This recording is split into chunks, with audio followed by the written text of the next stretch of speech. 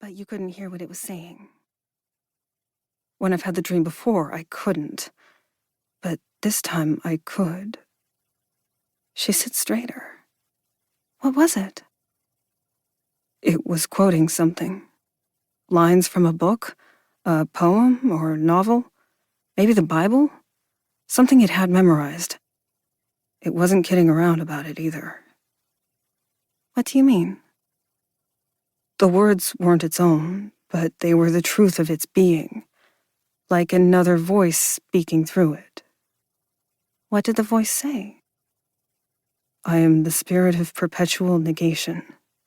For all things that exist deserve to perish. You remembered that? I guess it was memorable. Shit. She shivers. A stagey gesture that builds into a genuine shudder. Perpetual negation. Kinda grim, Henry. I wasn't appreciating the meaning of it as it happened. Only that, whatever it was, it meant it. At least that woke you up. No, that's not what did it. What did? The locks won't hold. That's what Henry recalls feeling, but he doesn't say it because he doesn't want to frighten Lily.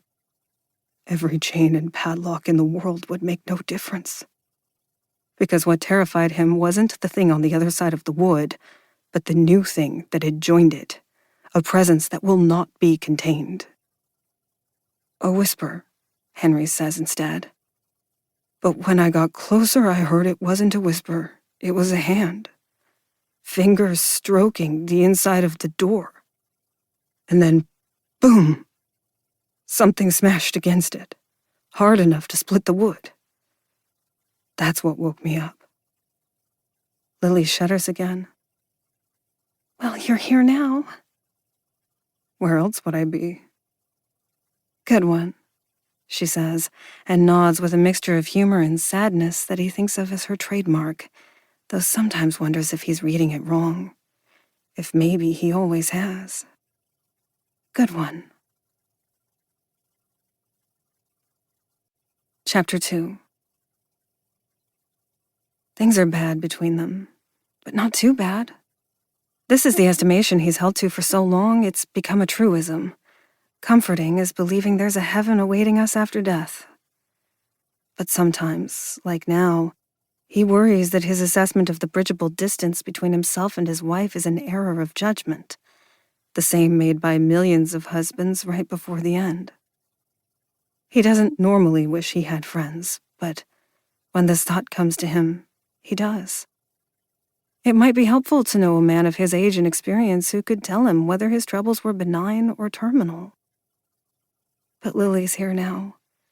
There may be no magical words to keep her here, but showing his concern for her certainly couldn't hurt.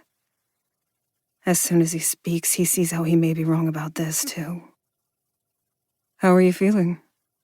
I'm pregnant, Henry, not ill. Of course not. I just know how it can make women uncomfortable sometimes. The process. Understandably. The process? She laughs, briefly, resignedly, but not without some trace of warmth. He's useless, but he's trying. This is how he interprets it. Lately, it's been as good as it gets for him. When are we going to... Don't. Talk about things. He raises himself up against the bed's headboard. His hand reaches out to her round stomach to feel the life inside her, but she pulls away. A flinch. Is that what he saw? Not a drawing back, the preference to not be touched, but a reflex of the body. It was as if she moved from him with revulsion, rather than anger or coldness or hurt. Not today, she says. Soon. It's lonely waking up in this room alone. I know. How much longer do I... Not today. She steps away so suddenly her glasses slide back down to the tip of her nose. Henry was a fool when it came to marriage, and he worked to understand it with the flailing desperation of a drowning man fumbling with a life jacket. But he knew enough to know when to let a point go unpursued.